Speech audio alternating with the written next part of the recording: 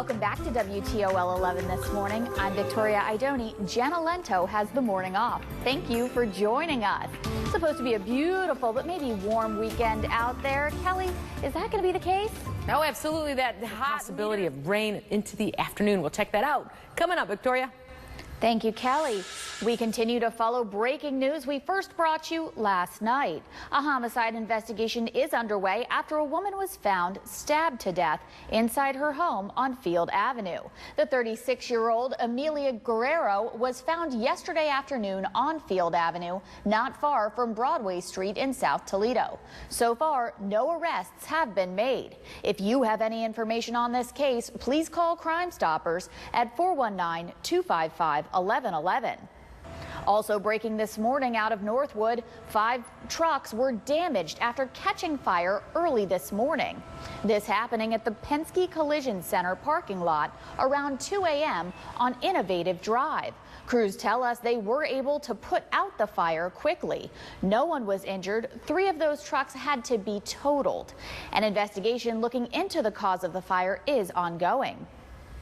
A major hurdle in efforts to create a regional water system has been cleared. The city of Toledo has reached a tentative agreement with 9 communities that currently get their water from Toledo, but had been looking at other alternatives. The measure now goes to each of those communities' council, but the other leaders are hoping optimistic things will happen about this now getting done. An early critic of regional water under a Toledo Area Regional Water Authority plan is former Toledo Mayor Carty Finkbeiner. He's backing the efforts to form a regional water commission. He believes this proposal is fair. Built the water system that we all use. Toledo went out and borrowed money to do that. Toledo's been taxing their citizens for a long time for that. And we didn't have a glitch in that system until August of 2014. City went out and basically borrowed $500 million to clean up Collins Park, add some new techniques to the protection of our water system, and everyone agrees that that new Collins Park filtration plant is working beautifully. He also says it only makes sense for the whole community to use the money saved from this deal and put it towards fixing our streets and schools. Right now, Toledo Police and the FBI need your help finding a bank robbery suspect. Take a look at these surveillance pictures from inside the Huntington National Bank on Madison in downtown Toledo. We're told this guy walked in just after 2 yesterday afternoon, handed a teller a note demanding the cash, and walked out with the money. He then made his getaway on a bicycle. If you know who this is, call police. You can also share this on our Facebook page right now.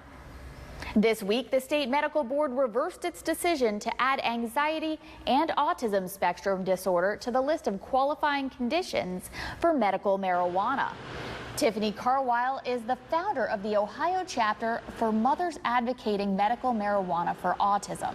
She has a 12-year-old son who has autism and is pushing for other avenues to provide relief for him instead of prescription pills. We need to talk about treatment options.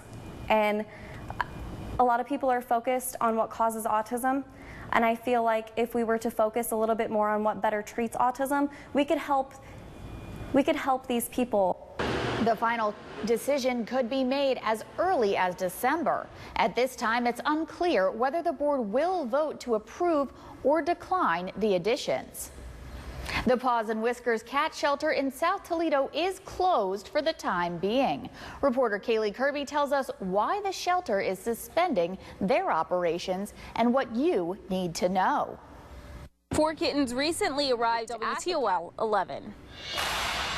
Insured losses from Memorial Day tornadoes that ravaged parts of Ohio will be among the largest in the state's history. The Columbus Dispatch reports Ohio Insurance Institute data puts the total insured losses from the storms between $465 million and $480 million to date. Insurers say that the figure is likely to rise. More than 30,000 claims have been filed so far, mostly for damage to homes or automobiles.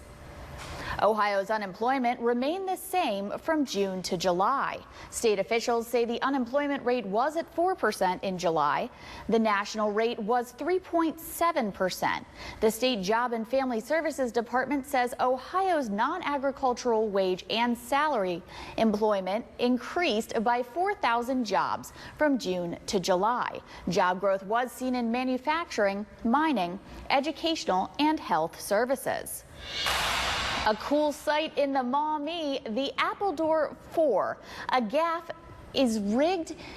It's a schooner. It's at the National Museum of the Great Lakes this weekend. You can stop by to visit the ship free of charge, or you can take a ride on the vessel for a specialty tour at a cost. It will be here till Monday, offering 2 sunset sails, 2 family sails, and a late evening celestial sail.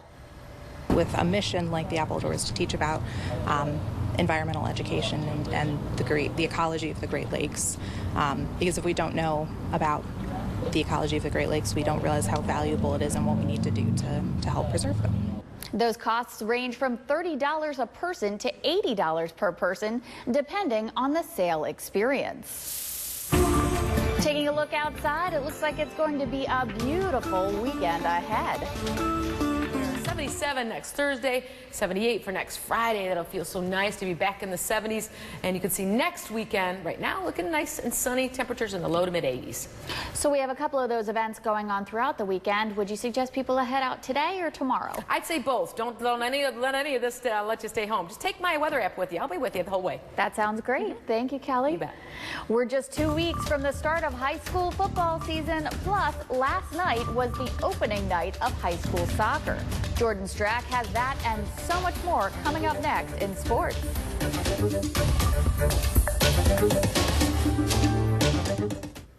Well, today is dedicated to the sweetest little insect around. It's World Honeybee Day. The day recognizes the contributions of the honeybee and the beekeepers who tend to their hives. According to the USDA, honeybees are used to pollinate more than 100 crops grown commercially in North America alone.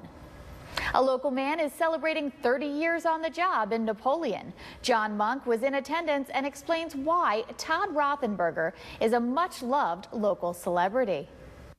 Todd Rothenberger has become a staple inside of the Napoleon McDonald's.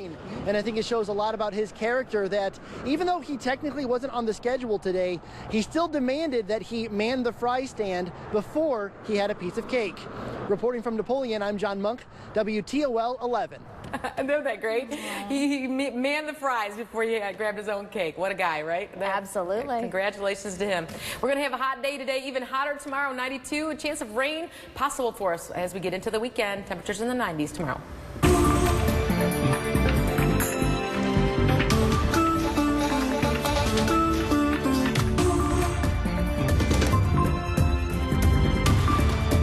Modern floors will come out and get you. Good morning, I'm Victoria Idoni. Your first alert forecast in just a moment. But first, a homicide investigation is underway after a woman was found stabbed to death inside her home on Field Avenue. 36-year-old Amelia Guerrero was found yesterday afternoon on Field Avenue, not far from Broadway Street in South Toledo. So far, no arrests have been made. If you have any information on this case, please call Crime Stoppers at 419-255-1111. A major hurdle in efforts to create a regional water system has been cleared.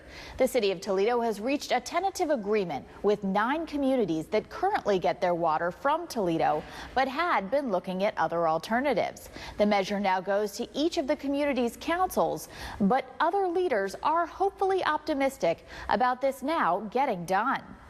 Time now for your first alert forecast. Good morning, Kelly. Hey, good morning, Victoria, and good